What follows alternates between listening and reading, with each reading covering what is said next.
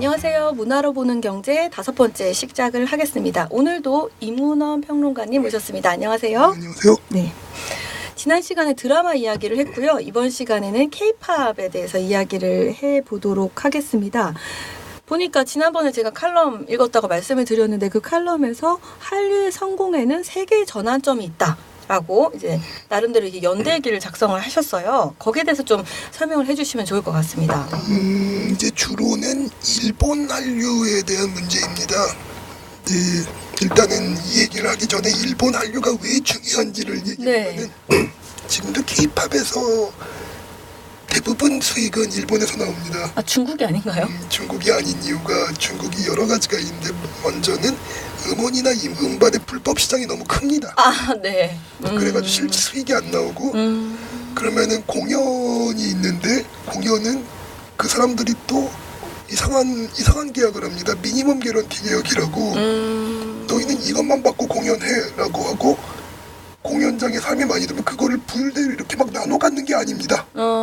그냥 고정급을 쭉 줘버리는 겁니다. 네. 아, 그래서 우리나라 연예인들이 일본 시장에 많이 가는군요. 일본이 훨씬 더 그래서 돈을 벌기가 좋은 시장이고 그리고 충성도가 훨씬 높고 그리고 좀 특이한 얘기지만은 또 트렌드에 그렇게 민감하지 않아가지고 한 번 팔리면 또 계속 팔리는 로열티도 높네요.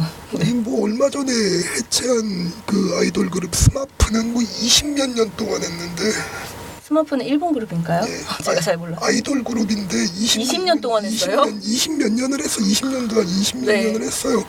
그 멤버들 다 40대고 걔는 한 번 좋아하면은 쭉 좋아하는 게 있어가지고 일본에서 성공한 그 K-팝 가수들은 한 번 뜨면은 뭐 거기서 쭉 활동을 할 수 있겠네요. 그러니까 한국에서 해체해서 문제지. 한국에서 해체해서 문제지. 뭐 하려면 계속 할 수도 있는 거라서 그래서 일본 시장이 되게 안정적이고 그리고 실질적으로 수익이 훨씬 더 많이 납니다. 그래서 일본 한류가 굉장히 중요한 거고 K-팝에 있어서도 K-팝은 특히 일본이 굉장히 중요한 거죠. 중국보다 훨씬 중요합니다. 네. 지금도 그렇고 한한령 이전에도 그랬습니다 이미. 근데 이 일본 한류에 있어서는 K-팝 말고 여러 가지 부분에 있어서도 이제 첫 번째 기점이 이제 88 올림픽입니다. 88 올림픽이 왜 중요하냐면 그 전까지는 일본은 한국이라는 나라에 대해 관심이 하나도 없었어요. 그냥 우진국. 그냥 무사한 나라고 그냥 그 위험한 나라. 북한 때문에 한탕 전쟁 위험이 있고 좀 위험한 나라, 잘 모르겠는 나라였죠. 근데 이제 사실 일본에서도 도쿄올림픽이 일본 사회에 굉장히 큰 의미가 있거든요. 그거를 그 기점으로 해서 사회가 이제 우리도 선진국으로 나아간다는 어떤 흐름이 나왔습니다. 우리 국민들도 88 올림픽을 기점으로 그런 의식이 생겼죠. 선진국으로 갈 수 있겠다. 하는 그러니까 일본 애들이 보기에도 저 나라가 88 올림픽식이나 열 수 있는 나라면 이제 조금 안심을 하고 관심도 갖게 된 거죠. 그때 이제 처음 나온 게 음식 한류입니다. 어떤 음식? 그때 뭐 김치라든가 이런 곱창이라든가 김밥이라든가 이런 거 그때도 그 제1교포 타운에서 팔았습니다. 근데 이제 그 음식들이 이제 일본식으로 다른 이름이 돼버린 거죠. 기무치라든가 이 당시였군요. 기무치가 된 게. 그리고 곱창구이는 호르몬구이라고 부르고 호르몬이라고 부릅니다. 그리고 비빔밥은 비빔바라고 쓰죠. 비빔바라고 해서 그때쯤부터 이제 일반 일본인들이 또 다니는 그런 번화가 도심가로 가게들이 나오기 시작합니다. 그래서 음식 한류가 시작된 때였고 그리고 그때쯤에서 NHK나 이런 데서 이제 연말에 하는 홍백가 전에 조용필, 김연자 이런 그 트로트 가수가 조용필은 트로트 가수는 아니었지만은 트로트를 주로 부르게 했죠. 나와서 이런 식으로 가수를 초청하기도 합니다. 한국에 대해서 관심을 갖게 된 거죠. 그리고 한국 관광이라는 개념이 그때쯤 처음 생겼습니다. 그때 외국인들이 우리나라에 많이 오기 시작했으니까 일본인들도 그때부터 이제 한국에 대한 나라를 드디어 이런 나라가 상대할만 하구나. 그 이런, 전에는 네. 뭐 한국은 거의 비즈니스맨들만 왔었는데 88올림픽 기점으로는 이제 뭐 일반인들도 그렇죠. 네. 주부들 뭐 가족 단위 모기 시작하고 네. 예, 그렇게 한국이 일본인들에게 열리게 된 시기죠. 첫 번째 전환점이 올림픽이었다. 1988년 서울 올림픽이었다. 두 번째는 그러면 왜 자꾸만 이게 스포츠 경기만 나와서 좀 이상한데 네. 이게 중요하죠. 그게 문화의 그 중요한 네, 전환기인데. 2002년 한일 월드컵입니다. 아, 네, 그것도 중요하죠. 근데 이게 네. 너무 충격적이었던 게 한국하고 일본이 동시에 한다는 거였습니다. 이게 일본인들한테 충격이었던 거거든요. 아, 서로 같이 같은 레벨이라는 그렇죠. 같은 레벨이라는 레벨이 게 돼버렸다고 이게 딱 되니까 더군다나 그때는 일본인들이 또 그때가 이제 한 뭐 잃어버린 한 10년 정도 넘어가고 뭐 그런 때여서 이제 네. 법을 붕괴하고 맞아요. 경기 침체되고 막 이런 그래서 상황이었죠. 우리는 지금 좀 안 되는 것 같더라고 했는데 이렇게 한국이 한테 따라잡혔다라는 그런 느낌이 있었습니다. 그럼 약간 좀 라이벌 의식도 생기고 그러는데 네. 라이벌 의식 이전에 더 적극적으로 한국에 대해서 관심이 생긴 거죠. 그래서 첫 번째로는 보아가 일본에서 뜹니다. 네. 한일 월드컵 바로 끝났을 그 기간쯤. 아, 그쯤이었군요. 네. 2002년쯤에 보아가 확 떠버리고 그리고 이제 겨울연가 터지고 이런 식으로 수수수 가게 된 거죠. 근데 이 흐름의 이제 기본은 2002 한일 월드컵이라는 게 한일 월드컵 자체가 일본인들이 되게 굴욕적으로 생각한 부분이 있습니다. 네. 전 세계에서 화제가 하나도 안 됐어요. 일본에서 열리는 거 몰랐던 사람도 있을 정도로. 한국에서 뭐 응원하고 한국에서 뭐 한 장면만 계속 나가니까 네. 일본하고 공동 주최한다는 걸 잘 모르는 사람들까지 있었어요. 아, 일본에서는 그때 거리 응원을 안 했나요? 저희만 그렇게 그런 흥분의 도가니였나? 문화가 좀 민폐니까 일본에서 봤을 때는. 그래요? 그때 거리 안 나가셨어요? 저는 원래 모든 종류의 스포츠를 굉장히 싫어합니다. 아, 그래요? 아니, 문화 콘텐츠 다루면서 스포츠는 또 별로 관심이 없으시네요. 저는 그 당시에 월드컵을 한 번도 그 리얼타임으로 본 적이 없고 그 주말에 하는 이경규가 간다로 전부 다 몰아서 하이라이트판으로 봤어요. 맙소사 진짜요? 저는 리얼타임을 본 적이 저 없어요. 대학로 거리 응원전 갔었거든요. 그 지금 평론가님이 저한테 민폐라고 하셨던 그 민폐 응원을 했는데 일본은 그런 문화가 없군요.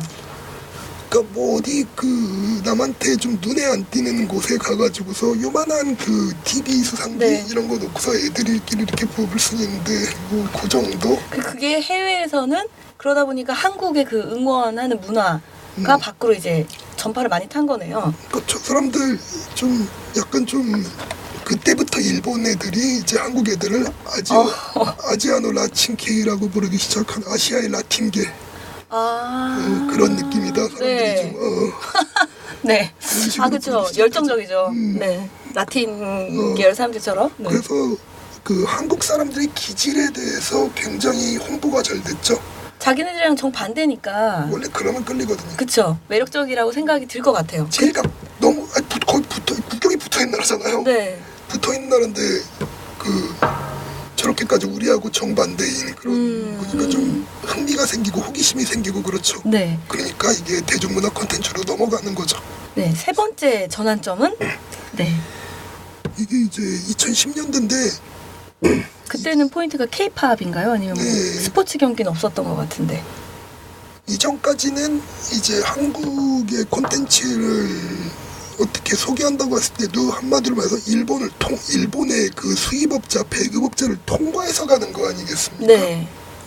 한마디로 그 사람들이 얼마든지 이걸 버릴 수도 있고 네. 아, 그 비즈니스 하는 이제 그 기업이 껴서. 그렇죠. 그러니까 그거 배급하는 사람이 하기 싫으면 안 하는 거거든요. 네네. 그리고 그 사람들이 뭔가 좌지우지하고 이게 일본에는 맞는 것 같다. 뭐 그 이런 식으로 해서. 2010년 이전까지는 그 배급업자들이 이 문화를 그렇죠. 트렌드를 주도하는 뭐 그런 그렇죠. 상황. 그런 식이었죠. 사실 겨울 연가만 하더라도 NHK가 선택을 하기 전까지는 그건 아무도 몰랐고 그 전에도 한국 한류 관련 케이블 채널에서 틀긴 했지만 사람들 거의 몰랐습니다. 근데 NHK가 선택을 해준 거죠. 근데 10년에는 뭔가 이렇게 뭐 드라마틱한 10년. 변화가 있었나요? 이제 유튜브란 게 생겼거든요. 아, 인터넷, 필요가 없는 스마트폰. 거예요. 그러니까 네. 한국 가수가 일본 가가지고 성공하려면은 일본에서 아주 거대한 무슨 굉장히 큰 기획사를 잡던가 에이벡스라든가 뭐라든가 이렇게 해가지고 그 회사에서 하자는 대로 다 이렇게 컨트롤이 돼가지고 팔아야지 되는 거였는데 더 이상 그런 업자를 통할 필요가 없는. 이제는 그 일본 애들이 유튜브 보고서 이미 아는 거예요. 아. 이미 알고 이미 일본에 진출도 하지 않았는데 이미 팬들이 많은 거예요. 그렇게 해서 인기 끈 그룹들이 그게 소녀시대, 카라 이런 것들이었죠. 네네, 인터넷을 기반으로 한. 네. 그러니까 더 이상 중간업자 필요 없고 그리고 인터넷을 통하니까 정말로 콘텐츠가 좋은 쪽이 이기는 게 되는 거예요. 그러네요. 근데 더 이상 어떤 뭐 장벽이 무너진 거예요. 뭐 홍보 전략이 필요하다던가 뭐 이런 거보다도 진짜 실력. 네. 그래서 동방신기가 일본 처음 갔을 때만 해도 무슨 뭐 막 불교대학 운동장에서 막 무슨 뭐 거적 깔아놓고 공연하고 막 그랬어요.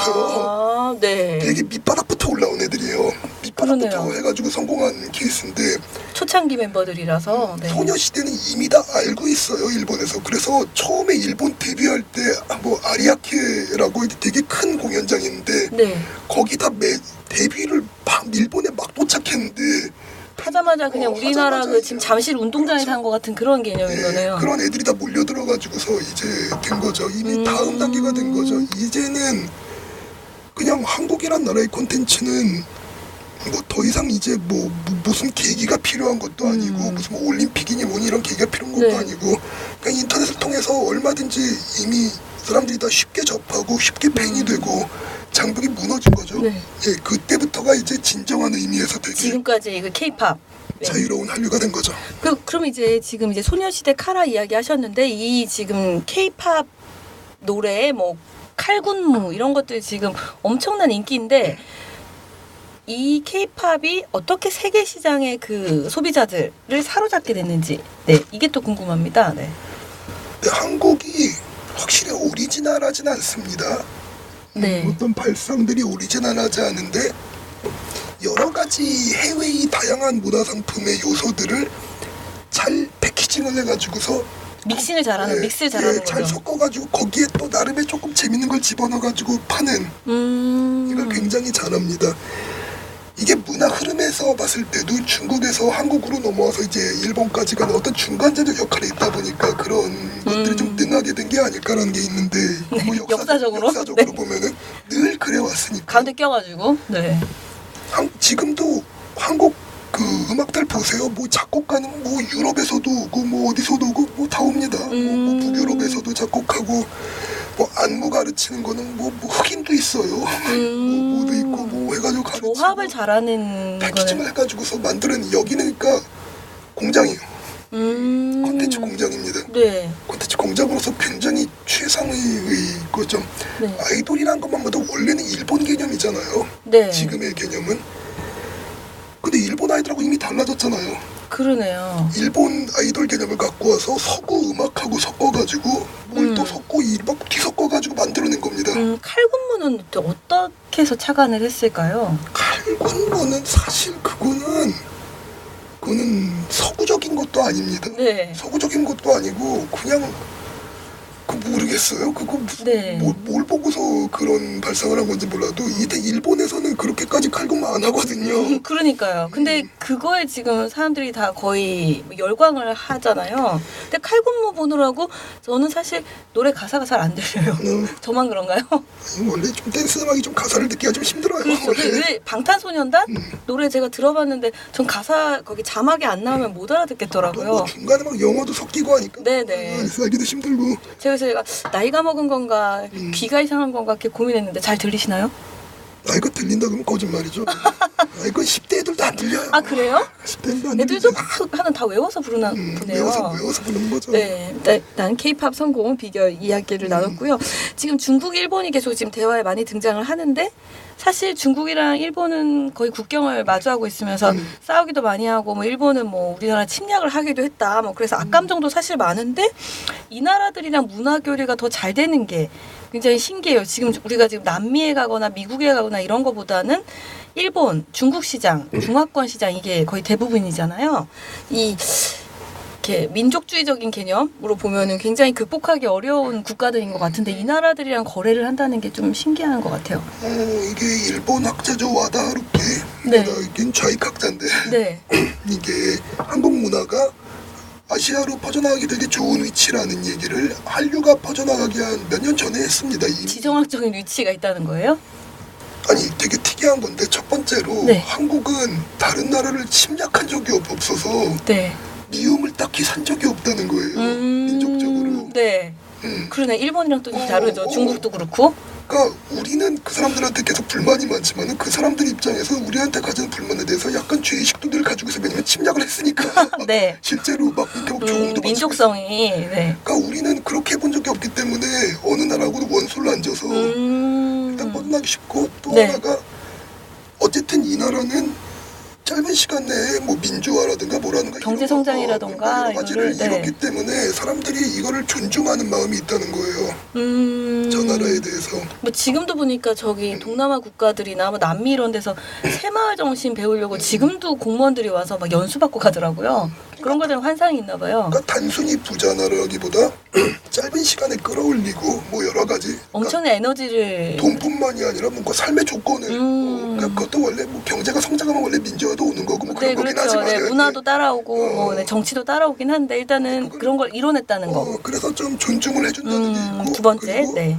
마지막으로는 이 나라 같은 경우에는 이 사람들 자체가 한국에 대해서 생각하는 부분이 뭐 굉장히 여러 가지가 있겠지만은 그래도 근본적으로 이제 한국 문화에서 사람들이 캐치하는 부분은 좀 보편성이거든요. 네. 근데 한국 사람들이 성격이나 이런 것들이 좀 중간자적인 데가 있다는 거예요.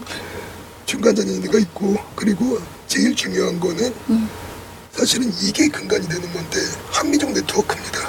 네트워크요? 한민족 네트워크. 한민족? 네. 어느 나라에서 엄청 많이 살고 있다는 거예요.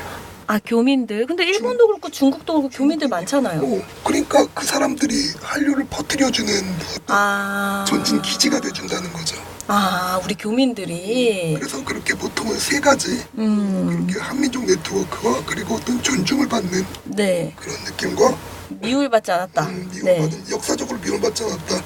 네. 이 세 가지 면에 있어서 한국 문화가 좀 퍼질만하더라고 생각한다는 거죠. 중국이랑 일본에서도 그걸 받아들일만 하다. 네. 뭐, 그죠? 그리고 특히나 뭐 제가 생각하기에는 그 정말로 그 한민족 네트워크가 꽤 많이 퍼져 있어가지고 네. 그게 전진기지 역할을 한 부분도 굉장히 크다고 봐요. 교민들의 역할이 컸네요.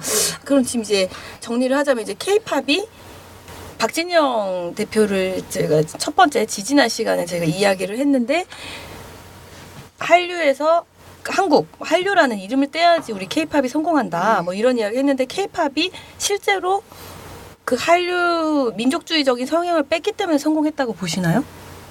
민족주의 성향을 만일 더 강조를 했다면은 일단 아까 뭐 그게 뭐 진짜 뭐 진리라고 보기 힘들겠지만은 와다르게 그 얘기한 것 중에서 일단 첫 번째가 무너지죠. 어느 나라도 침략하지 않았다는 게 굉장히 네. 강점인데 이건 지금 침략을 하려고 오잖아요. 그렇죠. 문화 아니, 침략. 침략을 네. 하겠다고 선언을 하고 오잖아요. 이게 얼마나 불리한 입장이에요. 그러니까 앨범을 사고 뭐 동방신기에 환호를 하면서도 동방신기가 일본 열도를 점령하러 왔다. 이렇게 하면 이제 사람들이 기분 나빠진다는 거. 아니 그 신문 그 카피만 봐도 전 지금도 깜짝 놀라요. 우리만 그렇게 지금 카피가 나오나요? 일본 정벌. 네. 네. 그런 요소들이 없었기 때문에 성공할 수 있었다. 네. 아니 그리고 무슨 뭐 배용준 뭐 이런 사람이 지나가는데 뭐 그 일본 팬 여자분들이 막 약 소리 지르는 사진 네. 보고서 뭐 한국 남자에 미쳐 뭐 아니 그게 아니죠. 아니 그럼 일본 남자들 그거 느끼면 어떻겠어요? 그러네요. 배용준에 미친 거. 네. 아니 그러니까 이게 우리 굉장히 위험한 방향으로 네. 갔었던 거예요. 그런데 그런 것들을 극복한 것들이 오히려 더 성공했다. 그래서 민족주의를 극복하는 게 중요하다. 뭐 이런 이야기를 했고요. 이제 이 드라마 K-팝에 대한 이야기를 하면서 이제 계속 문화 교류에 대해서 이야기를 했는데 끝으로 이제 이 문화 교류를 어떻게 봐야 되는가. 네, 그래서 정리를 좀 해주시면 좋겠습니다. 간단하게. 네, 시간이 벌써 지금 19분이 다 됐네요. 예. 네. 그냥 지금 굉장히 잘하고 있는 겁니다. 굉장히 잘 해왔고. 네. 지금처럼 하면 된다. 네. 근데 잘 해오면은 꼭 뭐 이상한 사람이 껴가지고서 그 이상의 뭔가를 해야 된다는 식으로 도금을 냈습니다. 뭔가 정신적인 만족감을 위해서. 그래서 뭐 사람들이 뭐 한국을 다 위대하게 생각해줬으면 좋겠고 우러러봐줬으면 좋겠고 이상한 정신적 만족감을 얻기 위해서 자꾸만 뭘 거기다 더 끼얹 얹으려고 합니다. 네, 그때부터 망하는 거예요. 네. 모든 문화는 그때부터 망하는 겁니다. 근데 공적 개념이라는 건 딱 그런 불필요한 그런 얻는 그 작업을 주로 합니다. 그렇죠. 숟가락 얹는 일을 한다. 네, 다 된 밥상에. 근데 네. 그 숟가락에 되게 불편한 것들이 담겨 있다는 거죠. 불필요하고 오히려 해가 되는 것들이 담겨 그 있다는 숟가락을 거죠. 빼야 된다는 거. 빼야지 되는 거죠. 네. 그래서 그게 제일 중요하다는 거. 네, 알겠습니다. 지금까지 이문원 평론가와 문화경제에 대해서 이야기를 나눠봤습니다. 예, 감사합니다.